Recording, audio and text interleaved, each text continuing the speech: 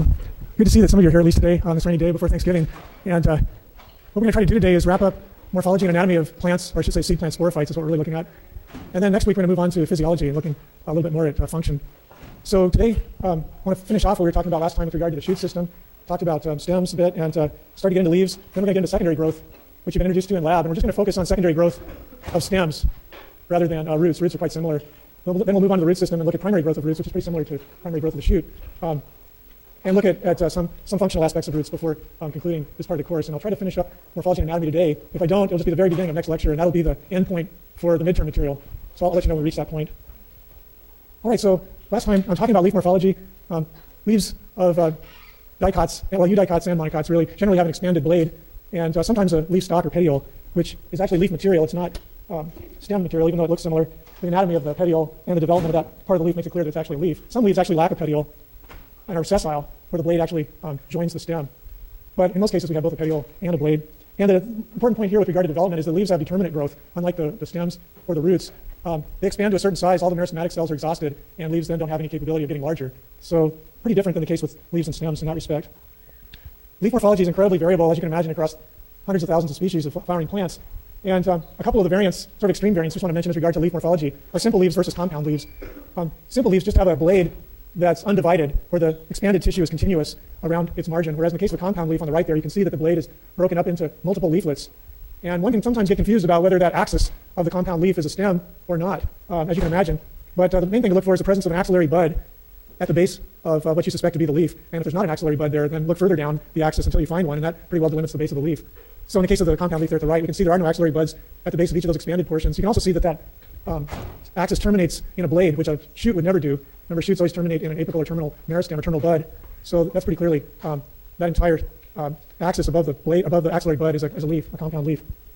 And compound leaves have evolved many times in flowering plants, and probably for variable reasons. They can help to allow to promote cooling of the leaf. Leaves sometimes overheat and they can lose water or be damaged, but the ability for air currents to move between the bladelets or the leaflets can be important. It can actually be important in warding off infection. If one of the leaflets gets infected with a virus or some sort of disease agent, having a leaf dissected like that can prevent the rest of the expanded portions of that compound leaf from becoming infected, unlike in the case of a simple leaf. There are various different adaptations that, or types of evolutionary pressures that might lead to the evolution of compound leaves. Also, wind shear. Think of a palm tree growing in a really windy seashore environment. Having dissected leaves keeps that large leaf from being torn apart by wind. All right, so we talked about eudicots and monocots having different leaf venation, with net-like venation in the eudicot at right and parallel venation in the monocot at left. That monocot is a grass that's shown there at the left. And in grasses, there's an unusual leaf morphology. I mentioned sessile leaves, where the blade, there's no petiole. In the case of a grass, the blade comes down, the expanded portion that is, comes down to meet the stem, but then the leaf extends down the stem as a sheath before it actually fuses to the stem. It's open on the inside, that sheath, but it's still an unusual morphology that's associated with grasses. And grasses have unusual growth as well that we may get to shortly. All right, so just a few words about leaf morphology. Now let's go into anatomy here. So the internal structure of leaves really nicely demonstrates their function, their primary function in photosynthesis. They, of course, have a large surface area from which water could be lost, and they have a thick cuticle typically on the upper and lower surfaces, that brownish layer you can see in the cartoon. You can also see how there's a stoma or a stomate, one of the stomata there, on the lower surface, but not the upper surface. So remember, the stomate is, or the stoma is where we have a pore flanked by guard cells that regulate the gas exchange. And having the stomates concentrated on the undersurface of the leaf is beneficial because that surface, of course, is usually in the shade. And if it was exposed to the sun, there'd be a lot more potential for evaporative water loss from the inside of the leaf. And instead, in the shade, there's much less potential. Water loss from the leaf is a liability of opening the pores, but it's necessary if we're going to let CO2 in for photosynthesis. So we tend to see the stomata concentrate on the lower surface. Also notice that the ground tissue is of two types. So in the ground tissue in leaves is typically called mesophyll, which just means inside the leaf. And these are photosynthetic cells. These are parenchyma cells. The palisade mesophyll on the top layer there, just inside the upper epidermis, is tightly packed. You can see those cells are really tightly packed in there like little bricks, and they're full of chloroplasts. They're really highly active in photosynthesis. Below that layer, we have a spongy mesophyll, which is loosely packed photosynthetic cells, and that loose arrangement of the spongy mesophyll allows for gas exchange to occur readily throughout the leaf. So those cells aren't quite as active in photosynthesis, but they definitely are photosynthetic. And then you can see a vascular bundle over to the right there with the xylem in red at the top and the phloem adjacent to it at the bottom in blue. And you can see that there are some green cells that surround the xylem and the phloem. That's called the bundle sheath, and it's basically some parenchyma that protect the vascular bundle. There are some other functions as well, and that taken together then represents a vein or veinlet of a leaf. So that's the general leaf anatomy of a typical flowering plant. But there are all kinds of modifications of stems and leaves to serve functions in addition to or other than the primary functions for which we think they originally evolved. And in the case of stems, of course, their primary function is to elevate the leaves up into light, and also, of course, to elevate flowers up into the atmosphere for pollination and dispersal of seeds, for example, in an angiosperm.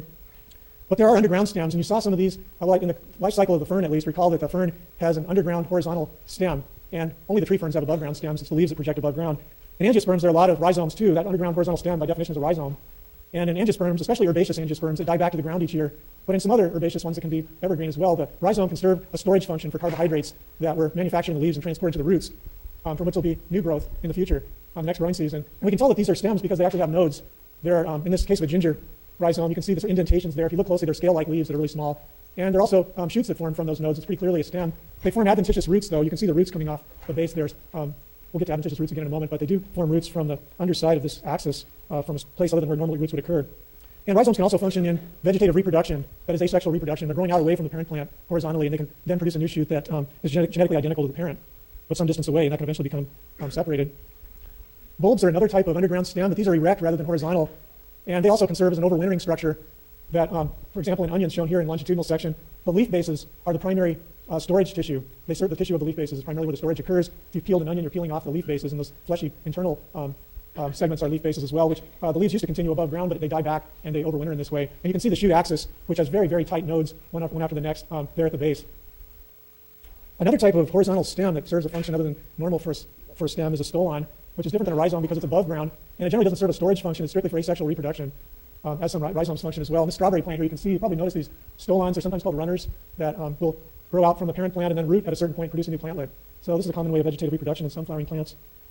And then a more specialized type of rhizome, actually the tip of a rhizome that's swollen and stores an especially major concentration of resources is a tuber. And a potato is a great example of a tuber. Also a sweet potato, yam in a loose sense. And these also have nodes, and if you've left a potato out in the light, you no doubt notice the eyes start to green up and start to sprout. Those are new shoots, branches coming off of that axis, so these are definitely stems and important for storage in many angiosperms. There are a tremendous number of modified leaves. Leaves can serve a lot of different functions. One function can be for support, to help the plant support itself against gravity and to climb in the case of tendrils.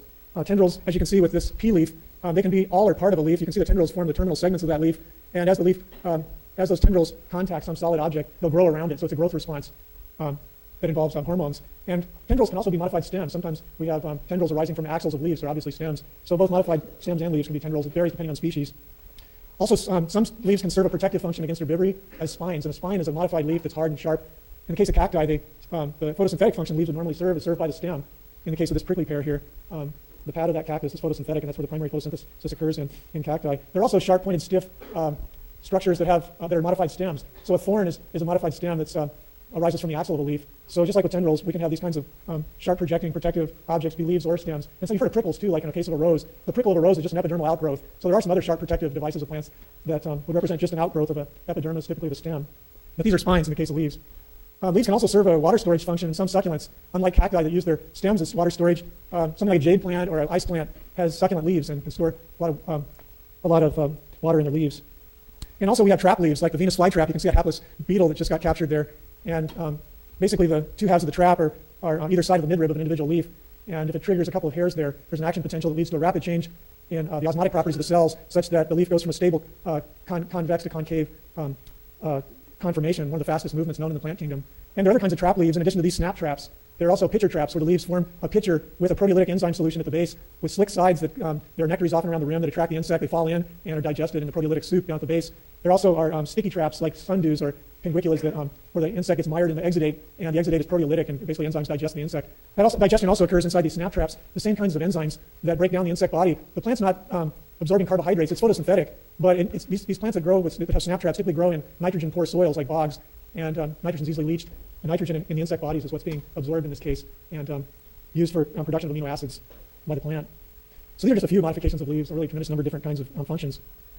All right, so secondary growth. Now we're going to move on to how plants grow in girth, that is in width, as opposed to become elongate. And this only happens in plants that are woody plants. So herbaceous plants strictly have primary growth, elongating growth, with very few exceptions.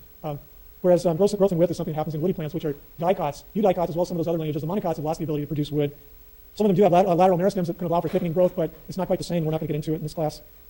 But basically, secondary growth, which is thickening growth, happens from lateral meristems rather than apical meristems. So rather than growth from the tips, which you can see happening here in the root tips, at the tip of that shoot, and the potential for it in those axillary buds, the lateral meristems are running along. You can see them as two lines running through the length of the stem and into the root. And those are meristems you can see in cross-section there at the right. Basically a cylinder of cells, a cell layer in thickness, that cell layer of meristematic or embryonic cells that can produce cells to the inside and the outside. That can allow for thickening growth. You can see that those lateral meristems are back from the tips, so they only form after elongating growth from primary growth is finished. And so they're back some distance from the tips, but a continuous meristem that runs as a cylinder through the axis of the shoot and into the roots. All right, so if we look at a cross-section of a shoot up near the summit there, you can see to the right, pretty familiar looking morphology. We've got vascular bundles arrayed in a ring with the phloem to the outside and the xylem to the inside. This is a eudicot that is in section there. This is a region where primary growth is finished, and you can see the epidermis around the periphery, the cortex of ground tissue there to the outside of the vascular bundles, the pith to the interior. Now if we take a cross-section of this is a woody plant down near the base of the stem, you can see in this intermediate drawing that we have two rings of meristematic tissue there, of lateral meristems. The red one is the vascular cambium, and that blue one is called the cork cambium. So let's talk about the vascular cambium first. So the cambiums are just these lateral meristems, and vascular cambium is the lateral meristem that produces vascular tissue, and it's producing phloem to the outside of the vascular cylinder. I'm sorry, the lateral meristem, the vascular cambium, which is shown there as a continuous ring in orange to the outside of that red ring, which is the vascular cambium, and then it's producing xylem, secondary xylem to the inside. So secondary phloem to the outside, secondary xylem to the inside. And you can see the caps of primary vascular tissue that are to the outside of the ring in the case of the primary phloem, and in green there to the inside with the case of the primary xylem. So that's the vascular tissue, the secondary vascular tissue being formed. At the same time, this cork cambium, which is just close to the outermost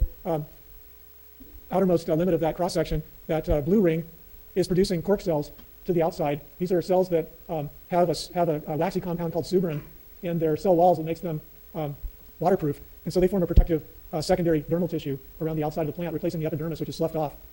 So that cork cambium is producing cork cells to the outside and some parenchyma to the inside.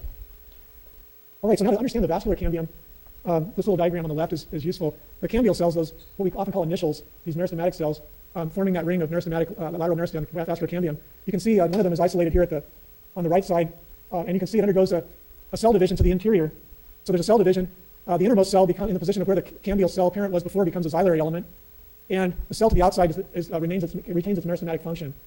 And then in the next panel up, you see that it produces a phloem cell to the outside, and then the next panel up, it divides again with the cell that was in the position of the cambial cell becoming a xylem cell, that second to the top row there. And notice how that cambial cell now is just moving outward to the left or to the right, and we're leaving behind xylem to the left there. So this process of alternate cell divisions, one to the inside to produce xylem, one to the outside to produce phloem, results in basically this xylary ring, this ring of secondary xylem, increasing in width and moving outward. The vascular cambium is moving outward, and everything to the outside of that vascular cambium is basically being pushed outward.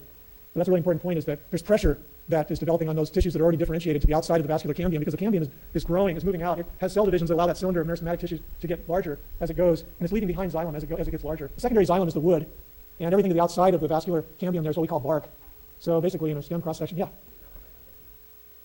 Right, the main conducting elements are non-living at maturity, the tracheids and vessel elements. There also can be fibers in there as well that are non-living at functional maturity. All those things have lignified secondary cell walls.